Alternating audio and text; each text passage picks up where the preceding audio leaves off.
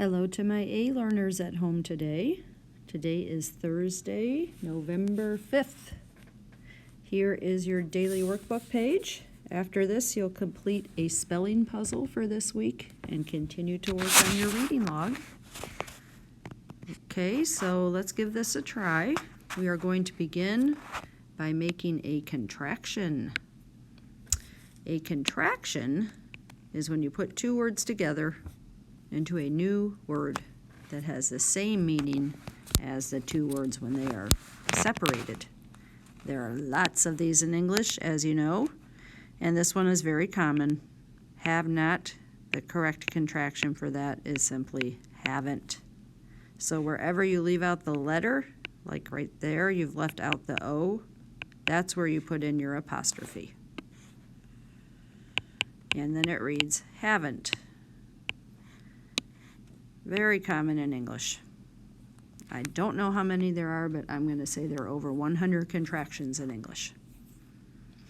Okay, the next one's asking us what reference source, like what kind of a book or what kind of information would you use to find an antonym, a word that is opposite in meaning for the word bizarre?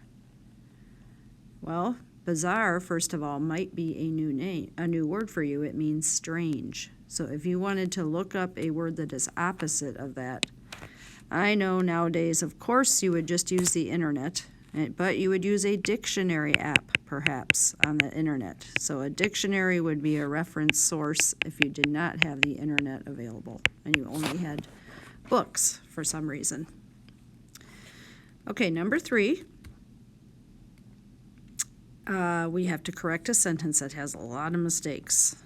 Will you help them people paint their fence? Asked his father. Well, the father is saying something, so we'll use quotation marks. Here is what he is asking. Will you help those, not them, but those people? Them is a pronoun not used in front of nouns. It's used to replace a noun. You could just say, will you help them paint their fence? But here we're going to change it to, will you help those people paint? Now, the fence belongs to them, so we need to change our spelling of there to this one. Will you help those people paint their fence? This is a question, so we make a question mark. That's the end of what the father said. And then we finish up our sentence with asked his father. So the whole question here, will you help those people paint their fence? Asked his father. Now it is correct.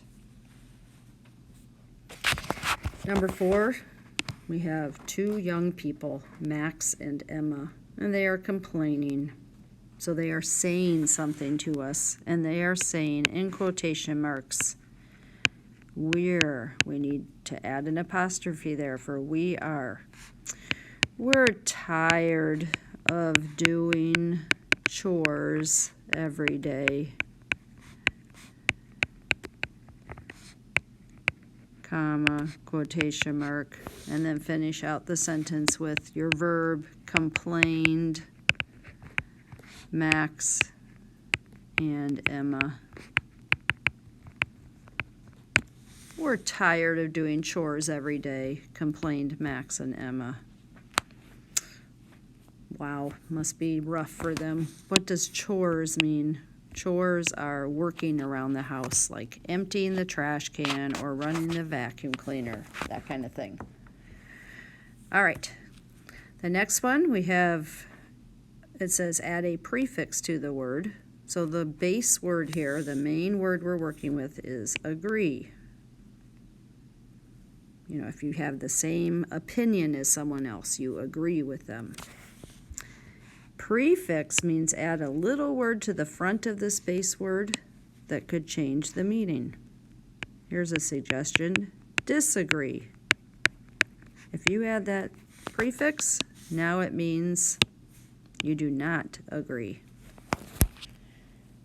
So We can change a lot of words, their meaning, by adding a little prefix, adding a little word to the front of the word, or by adding something to the end of the word, in which case it is called a suffix. But this right here is a prefix, and it changes the meaning of the word to its opposite. Okay, that's it for today.